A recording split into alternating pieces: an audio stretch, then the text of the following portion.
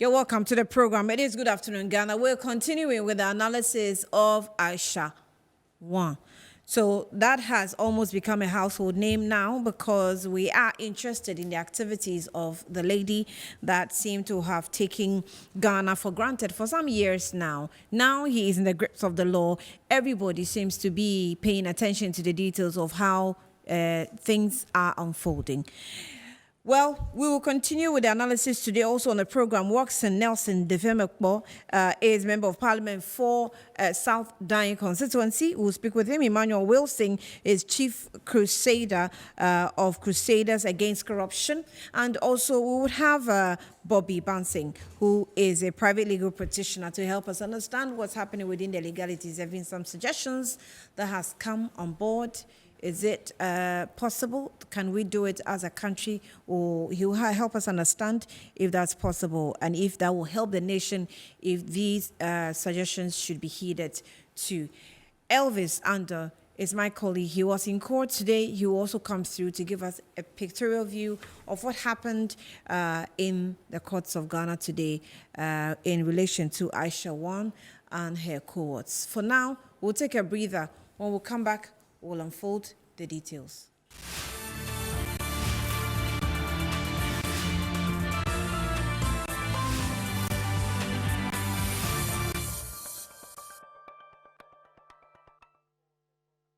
All right, you're welcome back. Let's now unfold the issues, wrapping around AISHA Huang. So she was in court, as I said earlier. My colleague Elvis Ander was in court, and he's joined me on the platform. My brother, you're welcome. How are you? AISHA Huang is not as awesome as you are doing. How was the court today? Tell us the details. Okay, so court was supposed to sit at 9 a.m. today, but we had AISHA Huang around 10 to 11. That was when she came. So when she came, she was walked to the courtroom, that is Circuit Court 9, and that happens to be one of the smallest courts, I should say, in Accra Circuit Court area. So when not all of us was allowed inside, we only had a few of us going inside, but where I was standing, I could hear whatever was going on. So the basic thing that started was with an application for bail.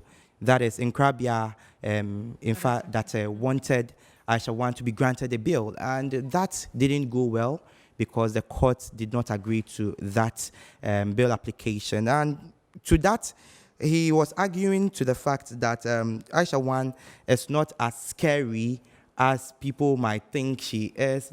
I actually wanted to find out. You remember when I was speaking to you during the news, I asked you who was legally representing him, and you said it was Nkrabea Fadate. I want to understand his composure in court and how he argued his case out in defending AISHA Huang. Oh, just as every lawyer. He said she doesn't look as scary as we, the media, have painted her to be, because to him, let me first answer your question. He was just looking like a normal lawyer who would be defending his client at every minute. And in court, everyone wants to make headway. Everyone wants to argue that, yes, what I'm saying, the court must hear it. And when the facts are brought to light, then automatically we can definitely say that, yes, these are the issues and this is what has been argued upon, and per the arguments raised and the objections raised to it, this person has been successful or this person hasn't been successful. So in fact that he was normal defending AISHA Huang and giving reasons why AISHA Huang should be granted a bail. Now back to what he was saying about the media polarizing the case of AISHA Huang. He says that the media has made it look as if AISHA Huang is one of the dangerous people in the country, and to him, he feels this is no issue that the media should parade on air every minute and every instant, and then the court should be aware that whatever decision that it makes, whether it denies AISHA Huang bails or grants AISHA Huang bail, the world is watching and looking at how the legal framework of the country works. Can I say that Nkrabea Fadate just called the media's bluff? Well, you can Because say in that, any case, what has the media done? The media only reports what has happened. but he feels that Has you've the spoken media- about it too much and at length. With that, he would be the one to answer. Is it right to be a lawyer?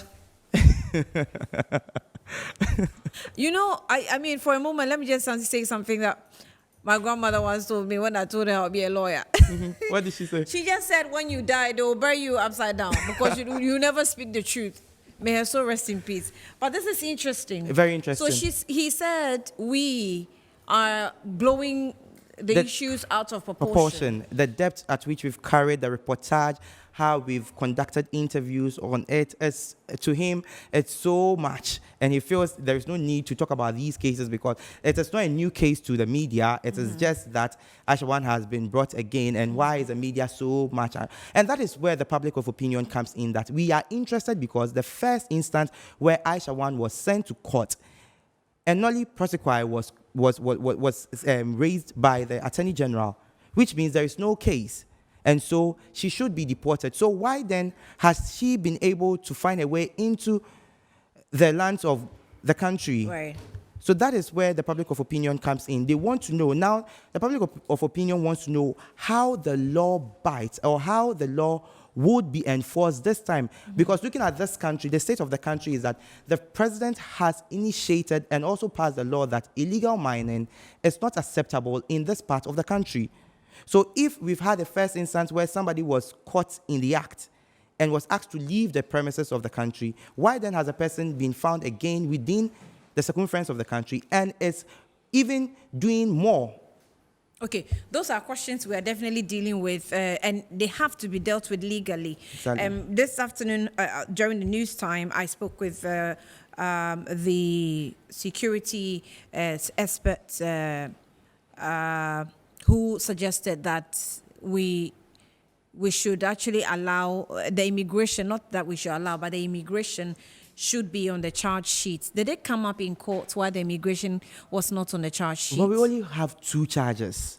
The first charge has to do with trading in illegal mining, trading in mineral that is gold without a license. And then the second has to do with the fact that AISHA Huang was conducting an illegal activity, which is galamsey.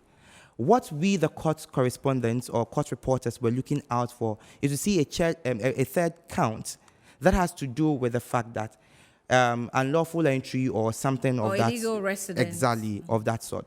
But that was not captured. As to whether or not, when the case is called again on September 27, we would have that as part of the new charge sheet, or we will not have it. Prosecution will definitely have know what to do. So we are waiting to see whether another charge would be added, or it would be dropped, or we will maintain this that we have as at the moment. Elvis, hold on. Emmanuel Wilson is the chief crusader for Crusaders Against Corruption. Thank you for joining us. You're welcome. Pleasure. Good afternoon Good to afternoon. you. Before I let you speak, let's go for a soundbite from Inkrabia Ifadate, who is the lawyer for AISHA Huang. Unfortunate, most unfortunate. And in the light of that, the decision to refuse bail gives credence to what is being said, which is unfortunate, most unfortunate. Counsel, you pretty much relied on some of the engagements that have gone on within the media space. How do you reconcile the information ministers? The media has overhyped this small matter of mining without license and doing mineral sales without license. It's a small matter. It happens every day in Ghana. So I don't see why the media should even write on this matter. And it is that which is creating a problem and giving all manner of insecurity to the issue. But you have engaged there. Do you have a sense of how she got into the country? Was there any legal impediment that barred her from coming into the country? As far as I'm concerned, there is no legal impediment that bars AISHA Huang from coming to Ghana, because she's a human being like you and I, and she's entitled to freedom of movement. And if only she has a visa she can enter this country anytime. And then on that day, Attorney General entered Noli Prosequi. I don't know why they entered Noli Prosequi, but they did it.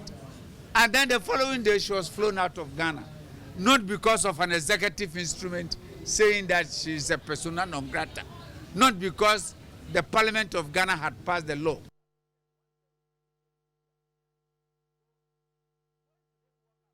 All right, so that's Nkrabea Ifadate, a lawyer who is the lawyer for AISHA Huang.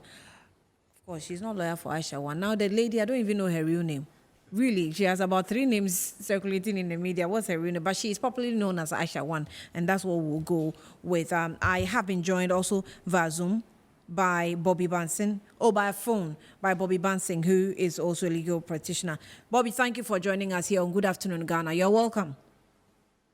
Thank you for having me. Okay, kindly just hold the line just briefly for me. Emmanuel, if you can give me your opening remarks for what we've spoken about, my court correspondent and, of course, the lawyer for AISHA Huang. Well, so my opening remark is that this is an indication that Ghana is failing again. We started with the fight against corruption, which we have always said that we have lost that fight.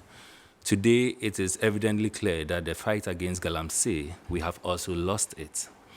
And, you know, when you look at what is happening with this AISHA Huang thing, listening to the lawyer, Nkrabea Ifadate, right. I felt a bit disappointed, but I'm not so surprised because, you know, he having this confidence to make this conversation, it has a linkage, and it started way back, right from when the then senior minister made utterances regarding the first arrest of AISHA Huang.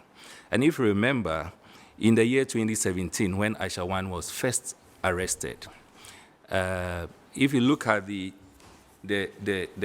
charge sheet that was sent to court, the initial charge sheet, it was purely based on administrative matters, whether or not she got into the country using the proper means and all that. Nothing was mentioned regarding her illegal activities till civil societies raised issues and the prosecutor decided to amend it. And when the amendment took place, it was very clear that if we had taken her through the court process, she would have faced a jail sentence of about 20 years. You know, it wasn't surprising that we had, in the presence of the president who has committed to the fight against Galamsey, we could confidently have the senior minister coming out to say that there's no need for us to prosecute AISHA Huang. And you know, even went to the extent of insulting the intelligence of Ghanaians by saying that what will it benefit us as Ghanaians if we should allow the lady to go through the process of being prosecuted. Fast forward, before we realized there has been a Noli Prosequi that has been filed, and so the lady was taken out. And I am confident that looking at sequence, this Noli Prosequi was directed either from the presidency or through Osafo Mafu then. And so the AG had no option than to agree to that. AISHA was taken off the hook, which obviously was a slap on the face of Ghanaians, because we have a lot of Ghanaians who are currently in prison for the same offense. And yet when it got to a foreigner by name AISHA, we had the whole presidency defending her, and we saw what happened. What became so alarming was recently when the president himself came out to tell us that he wasn't even sure whether AISHA was deported or not.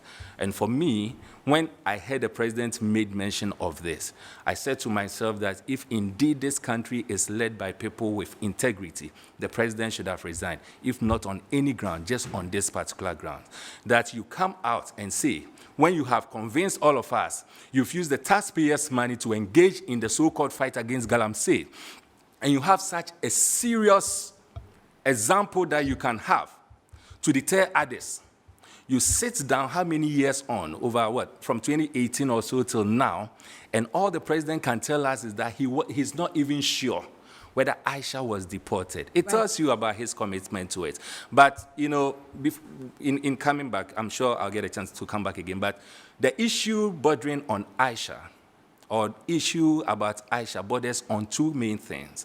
One has to do with national security, and the other one has to do with our national economic sabotage. And I'm sure I'll get opportunity to go into this that. too. Thank you. But let me engage Bobby. Bobby is currently at the GBA conference in Ho. We just tried to pull him out. Bobby, thank you for joining us once again. Let's touch on it with the legalities associated with the matter. So there's been questions about why the immigration is not present on the charge sheet. Can you explain the legal background to that? Why you think it's not necessary yet, or maybe it was an oversight? I don't think it's an oversight. I don't think it's not necessary. I was expecting that the breaches of our immigration laws would also feature strongly on the charge sheet. At the end of the day, this is somebody who has taken our laws for granted and would have to go at her with all the force of law that we have.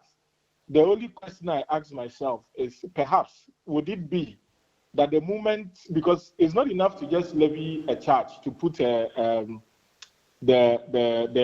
statement of offense on the charge sheet. You must include the particulars of offense. Right. And with the particulars of offense, you must give the details of when she breached the law. Now, if you read the Immigration Act, somebody who is a prohibited immigrant is someone who has either been deported or has been repatriated from the country. Now, the law makes the difference between the deportation and the repatriation. If AISHA Huang is a prohibited immigrant, it means that she could not have come into the country. So we would have to find out how she entered the country in the first place. And those details must be on the face of the particulars of offense. Perhaps either the immigration officers have not completed their investigations in that regard, so that they would include that as part of the charge sheet. Because I was wondering if we just rushed to court without completing the details that we need, to include the immigration on the charge sheet. No, the law allows the prosecutors to amend the charge sheet anytime. Okay. Before trial begins. Maybe they thought it wise that due to the pressure from the public, it is good they take her to court with the evidence that they have. And when they start, they can always amend the charge sheet to include these other offenses. So I would be surprised if the breaches of our Immigration Acts or laws are not included as part of the charge sheet. And it will be interesting because that would require that the state must provide evidence of how she got into the country. Then we can start asking questions of who may have helped her. Because for me, that is where a lot of focus should be in. Because AISHA Huang is not a Ghanaian. She cannot on her own come to this country, walk to some land and say that I am mining gold illegally. She definitely had the assistance of Ghanaians. And any prosecution must bring to bear the names of the persons who aided and abetted her to rid our country of not only our natural resources legally, but also disrespect us in the eyes of well-meaning Ghanaians. And so it will be very interesting how that charge of breach of our immigration laws are placed as part of the charges levied against her. I'm really looking forward to that and the particulars of that offense. I guess we're all looking forward to that from the immigration side. But there's another interesting point made by AISHA Huang's lawyer, Nkrabea Ifadate, who said that there's nothing or no legal document that shows that AISHA Huang is legally barred from entering Ghana, which means that our minister, Osafo Mafo, also deceived Ghanaians by telling us that she was going to be deported based on some, diplomatic arrangements. Well, you see, the law with the Immigration Act is very interesting. If somebody is found to be an illegal immigrant or a prohibited immigrant, the burden, I think, is actually on the person. I think I may have read it somewhere like that. And so if we say that she was deported or she was repatriated, the president said he's not sure which of them took place. And the distinction is very clear. Repatriation is done by the director of the Ghana Immigration Service. Deportation is done by executive instruments by the minister. And so if there is an executive instrument, parliamentarians will know. If there is no executive instrument, then perhaps she wasn't deported. She may have been repatriated. Now, the conditions for the repatriation is quite different from deportation. So if her counsel is saying that there is no document that barred her from coming into Ghana, it means that she may neither have been repatriated or deported. And so we must ask those in the corridors of power, what did they mean when they told us first that it is in our own interest that she is deported? And two, when they told us that it was a mistake she was deported in the first place, because they made us believe that she has actually been deported. So if there was no executive instrument that backed the deportation, was it repatriation? Which director at the Ghana Immigration Authority signed the repatriation document? And let's see it. Then if it indeed there is no such document, then we will know that indeed the perception that she is backed by very powerful persons in this country may have some basis. You know, the court didn't grant her the, what do you call it in court? The bail that they were seeking. I hope it is justified because she doesn't have legal permits to stay in the country as the reason provided. So first of all, she doesn't even have the rights to bail. Well, the right to bail, it's a constitutional right. The law says that until someone is found guilty, the person is innocent before the law.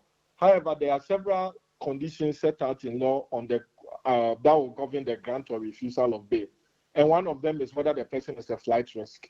Now, with all the facts that have been presented before the judge, that this person could come in and out of Ghana without trace, which judge will risk giving her bail? If the Ghana Immigration Service said they do not know how she entered into Ghana, it means she has access to illegal routes and she can leave the country anytime without notice. So if I was the judge, I would have exercised my discretion not to give her bail until we get to the root of how she came into the country, and we will be sure that we can block those leakages. With your legal observation, do you think that this case has started on a good footing? Well, I would not Because say that. you seem to be about the second person commending the judge in his own observation of the case. The judges work with the documents or the evidence that is presented them by the prosecution. Whether or not anything serious will come out of it, I would want to see the witness statements and the evidence that the prosecution will place before the judge. We are not at that stage yet. If the prosecution do not submit documents that will prove the guilt of AISHA Huang beyond reasonable doubt, trust me, no matter how emotional we are, she will walk away freely. Do you agree with the suggestion of Adam Bona that this is a national interest case, a high-profile one for that matter, and he thinks that it has to be televised? I think that may be a stretch. Yes, it's a national interest case, but I don't think that it has the same force as the cases that have been televised. I think that it doesn't. It will put a lot of pressure on the judge and on the prosecution, and it may not augur well for them.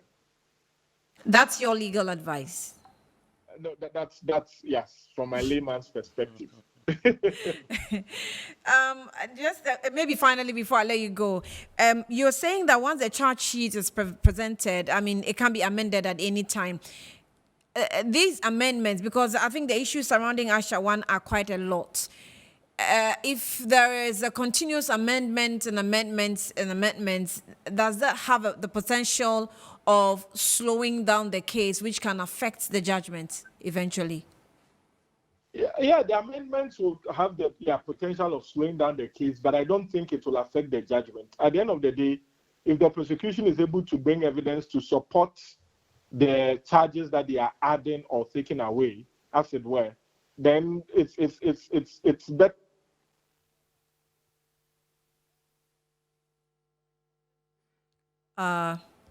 We seem to have lost lawyer Bobby Panson, who is currently... And they would end up on technical grounds, or for want of a better word, the prosecution not bringing sufficient evidence to warrant her conviction, and she will walk free. Right. Lawyer Bobby Banson, thank you. I think I'll leave you for you to go and continue with your colleagues at the conference. We'll speak with you at an appropriate time as well. Thank you.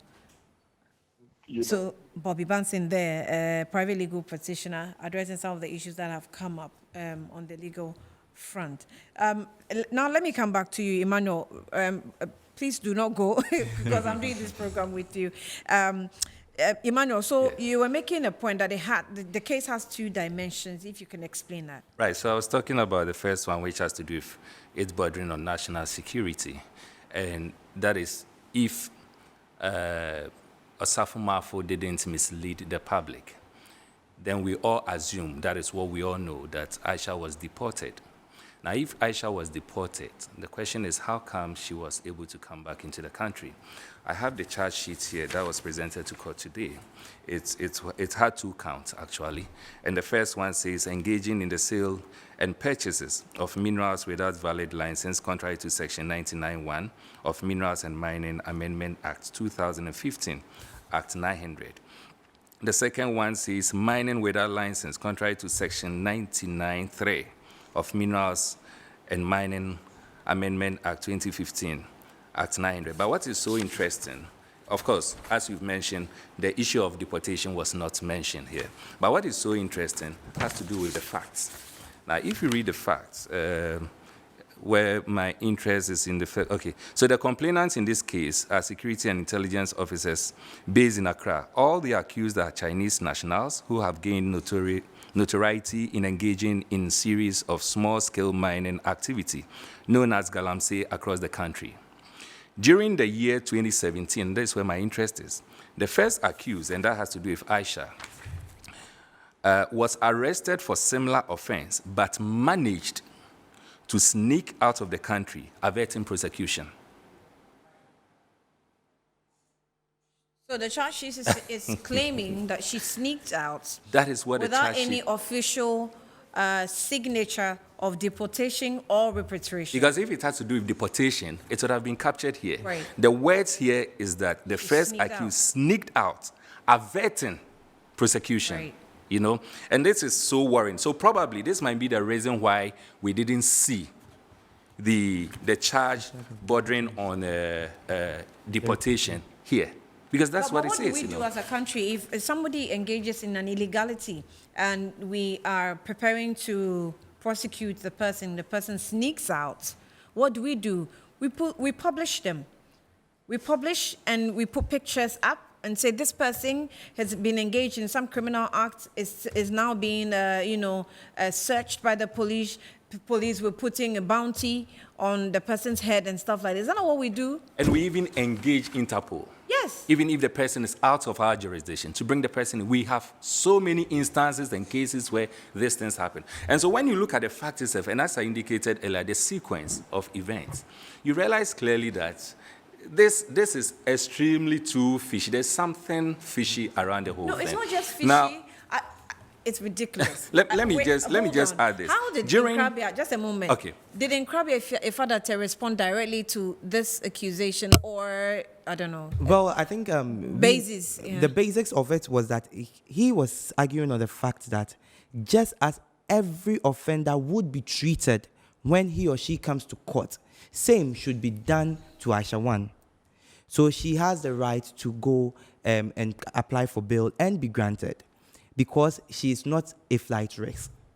But the thing is that the judge, just as the lawyer said, the judge in his own discretion and wisdom understands that there has been an error in the first instance when Aisha was in court. So I wouldn't be... you're talking in 2017? In 2017. Because we don't know how the case ended. So in 2017, she was actually put before court. She was put before court. To that extent. That was how far the we nolli went. prosequi was filed. Right. Hold on there. now, what is interesting is that the same fact, during the early part of 2022, the first accused, again, Aisha Huang, sneaked back into the country after having changed the details on her Chinese passport. I just feel like we shot ourselves in the foot. I'm sorry. Are you getting it? I didn't read that. No, You didn't get it. right. No, I didn't read that part. Everybody was asking It's the same just thing. getting Just clear as you- to me You are not getting the whole picture. that we shot ourselves in the foot going to court. Exactly. You get the whole thing. So this is the fact. So I am not surprised that if you have such a fact, I don't think any judge worth his or her salt will want to grant the person bail. Where the prosecutor himself, and look at the word that were used, sneaked out. So how can a case of such magnitude, which has taken or brought the attention or attracted the attention of the entire country, including the president and the then senior minister, it tells you that the whole country was on alert. And yet this lady could be taken to court, nollie prosecutor was filed, and then she sneaked out. Ended up sneaking in again. So the national security issue has to do with our borders. And we are asking ourselves whether or not our borders are safe. We are asking ourselves whether or not our immigration service is up to task. We are asking ourselves, in this phase of terrorism all around us, how many of illegal individuals do we have in our country that we are not even aware there of? is the argument that if there is indeed something hidden or she's in collaboration with leadership, it's the same leadership that brought this issue to the fore.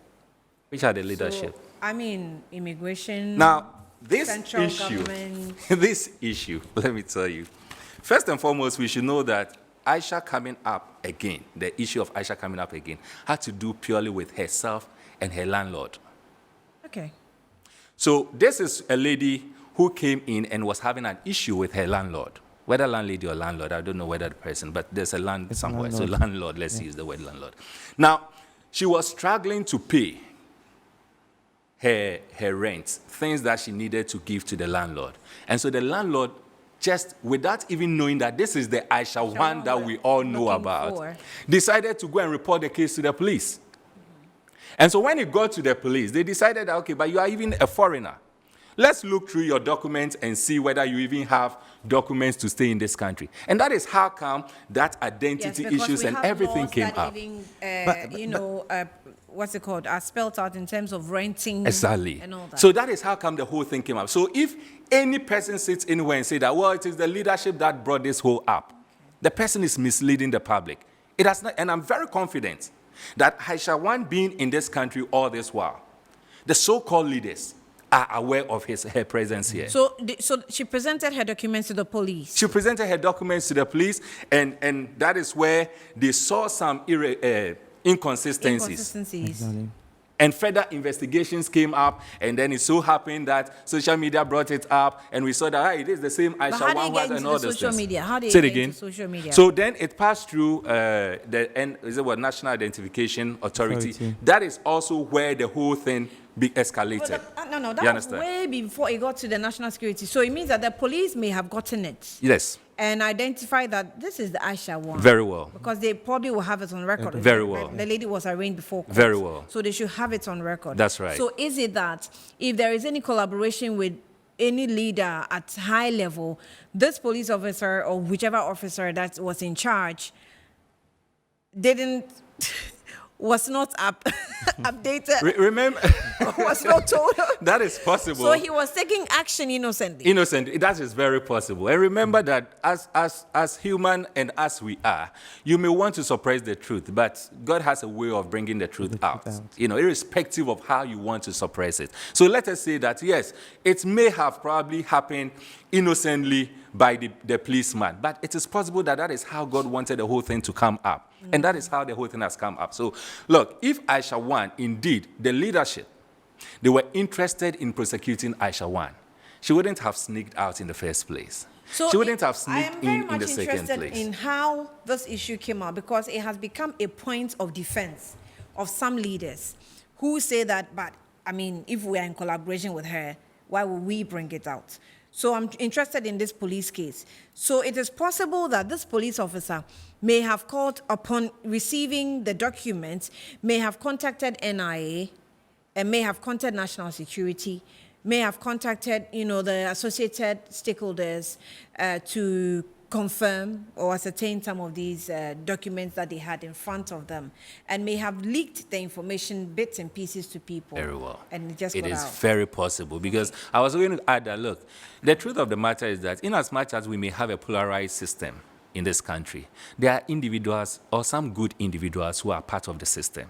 And there are individuals, for instance, where I sit and from where my CSO operates from. We get certain information that comes from people who are within the system. And they say that, look, we are not comfortable with what is happening, so we want to give you this information for you to bring it out. And so it is possible that, as you have chronologized it, it is possible that that is exactly what may have happened. And that if it had not come out bits and pieces, we may have even shielded this whole thing, and nobody would have heard anything about it. And so the issue of national security comes up so strongly, and for me, it is a worry, and anyone in this country should see it as a worry. The second issue, which has to do with our national economic sabotage. Look, I have a document here, and this is a document that is coming from the Bank of Ghana. So it is Bank of Ghana's Summary of Economic and Financial Data.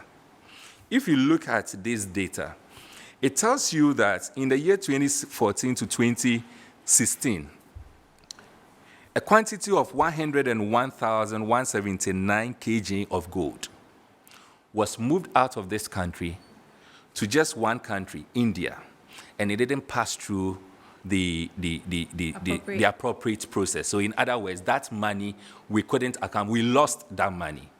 Remember, we are dealing with illegal mining, and illegal mining means that activities of illegal miners do not pass through the process.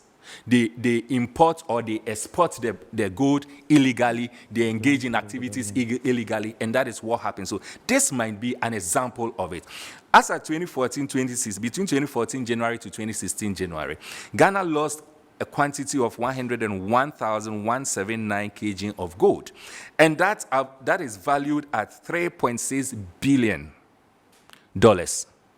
That is the value that we lost to just one country known as India. When you go through the economic and financial data again, fast forward from January 2017 to 2018, it also indicates clearly that this time not just India, but when you look at three countries, just three countries, India, Switzerland, and United Arab Emirates, Ghana lost an amount of $6.2 billion as a result of illegal mining or transporting gold out of this country illegally. That is the amount of money we do lose. And this is what the effects of illegal mining, the effect of what AISHA is doing, the effect of the likes of AISHA doing, is affecting the economy of this country. And we are all sitting there and no one's talking about it. How much are we looking for from, what do we call it, the IMF? It's just about 16 billion or so. And look at the conditionalities and the kind of things that will go through as a result of this amount of money. And yet, this is the amount of money we lose as a nation, affecting our economy as a result of illegal mining. And who doesn't know that AISHA is what we describe as a kingpin when it comes to illegal mining in this country? And so when you get such a person... No, his lawyer says it's a small matter. Well, I wouldn't want to go there. Honestly, I wouldn't want to go there. Because you see, the more you listen to such people, the more you get angry. You get angry because a fact that whatever amount of money he's going to receive as a result of being a defense lawyer for this case, he's just concentrating on that and not looking at the bigger picture. Yeah, but he's that a lawyer. Illegal mining. He's a lawyer. If but you you know, know, in his position, that's what I'm being paid you for. You are a lawyer. And per your charge sheet, you yourself, you have lost the case even before the case started. You are a lawyer. But I remind you, irrespective of what you engage yourself in, there's something called morality and conscience. It is not always about what you do, but it is also about how you do it. Yeah, but in fact, that I should remember. He's also speaking from the fact that every accused person should have a legal representative in court. And so he's just doing his... Yes, but that, I don't have any issue with that. But for you to describe this as what? A small case, is that what you said? Yes, a small case. That is an insult again. But again, as I indicated in my initial remarks... Who determines what an insult look, is? It is. When you have... If this is what you have on your charge sheet, this is a small matter, to be honest. What, are you telling me that a father doesn't know? There are two counts on the charge sheet. Yes. Take note of these two counts. No, but even these two counts, what makes it a small case? Look, one charge, engaging in the sale and purchases of minerals without valid license. You call this a small case? Don't we have a lot of Ghanaians in Exactly. Yes. But they are all engaging in illegality. Don't we also have a lot of Ghanaians who are in jail serving 20 years as a result of this same charge? Yeah, that's what. And you call this a small charge? Okay, we'll take your charge. order. It's small because definitely It has happened before. Yes, it has happened, and this is not a new thing. But you see, that is also it. If he says this is Because a small to be charge. honest, AISHA Huang's issue, these two charges are not what is making it a big issue or a national interest issue. There are extra issues that have happened in the situation where they have charged her before, they've taken her to court, and the null prosecutor was issued, and then she escaped. What did they say? What was the word? Sneaked out. She sneaked out of the country and sneaked back into the country. Those are the excesses that actually makes it large. Those but borders- per your charge sheet, this is a small. Those borders on national security. Let us hope that our national security will be up in doing on that. Let me take a But- breather. I'll come back and then we'll wrap up. Right. I'm going for a little short break. We'll be back shortly.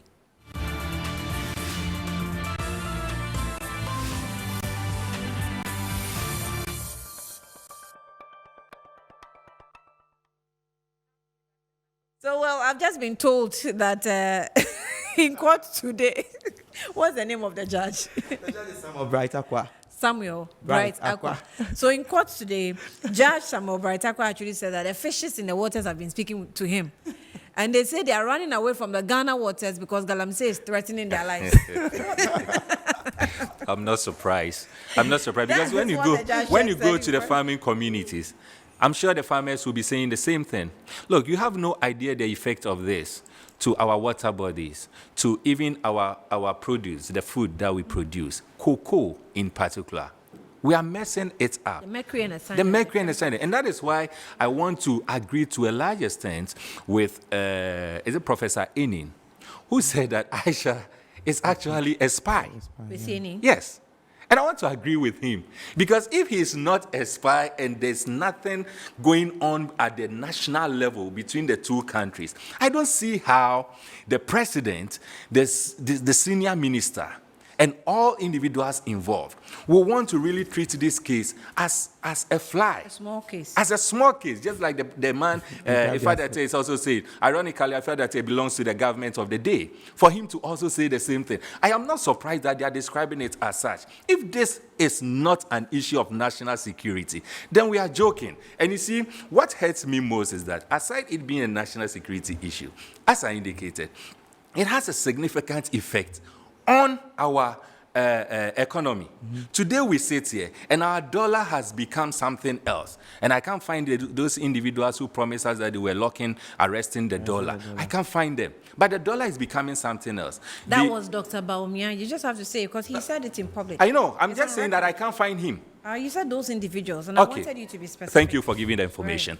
So, as I indicated, when you listen to the expert, all they say is that, well, it's because we don't have much dollars in the system and all of that. Look at the amount of money I made mention of. If you're able to get just a quarter of this, an amount of $6.25 billion went out through illegal processes, and Ghana lost that amount as a result of illegal mining, of which Aisha is part of. And you get someone coming out to say that this is a small matter, so he doesn't even see why we should make a case out of it. You know, today, the other day I was listening to even Ochehine, and Ochehine was lamenting that his river bodies are all gone. It is today we are talking about. Can we imagine what will happen in the next 2-3 generations? But you know, there is this issue with our chiefs, which I do not understand. How does Asante Hene, as powerful as he is, as so much revered as we do, both in the country and internationally, and Ochehene, as powerful as he is, are not able to stop Galamsey under their own nose? It's because we also have a country, and I made mention of it earlier, and a typical example is our president. We have a country where we seem to be amplifying leaders who just talk without acting.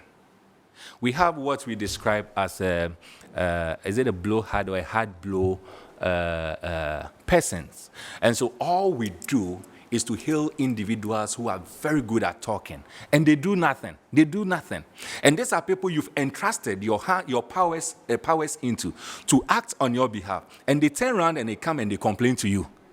That is the kind of country we are. So we have a president who, instead of acting and ensuring that Galamsey is fought, today, right from 2016 till now, we are going to do a check to find out the amount of the taxpayers' money that has gone into the so-called fight against Galamsey.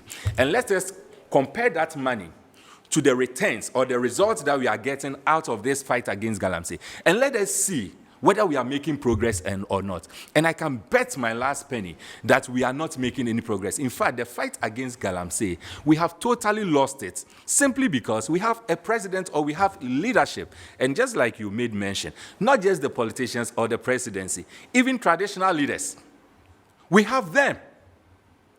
Look, today the law says that our lands, it is our traditional leaders who are custodians of our lands.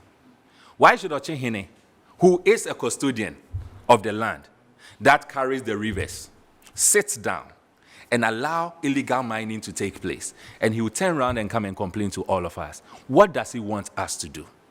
Right. Our time is up. My colleague, my brother, what do we expect from you going forward? I would say, my sister, we should expect that the case is about to begin. And we are expecting, for me personally, I'm expecting to see a lot of facts being brought to court, which will prove beyond reasonable doubt that AISHA Huang is actually a threat to the fight against Galamsey. And whoever is behind it, because there are a lot of loopholes here, and there is a need to expose whoever is behind it so that our laws can bite. I borrow the words of Nkrabea Ifadate that the whole world is watching. BBC is watching. He said that in court.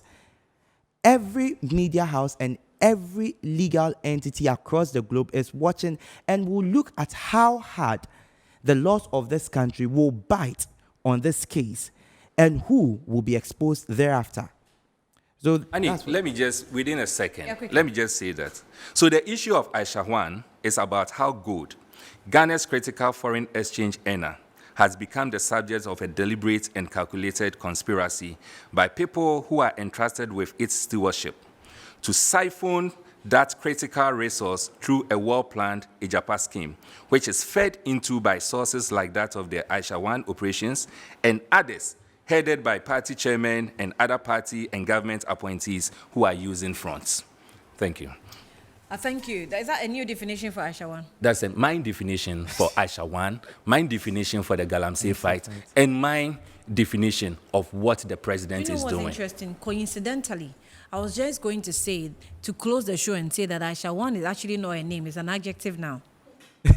So we share the same thing. We share the same position. That's why I was actually it. reading here. Great. Anyway, that's all time will allow us here. Good afternoon, Ghana. Thank you, Emmanuel, for coming through. It's a pleasure. Crusader, for Crusaders for Corruption and Crusaders Against Corruption. We can be for. We can be for. And my colleague Elvis Ando also joined me. Thank you. Have a nice time in court. We'll be following through you. Just wait for me to get more strength. Oh, you will get more strength. You won't fall sick. My name is Ania Fompofo. Entertainment Review is next with a bevy of beautiful ladies.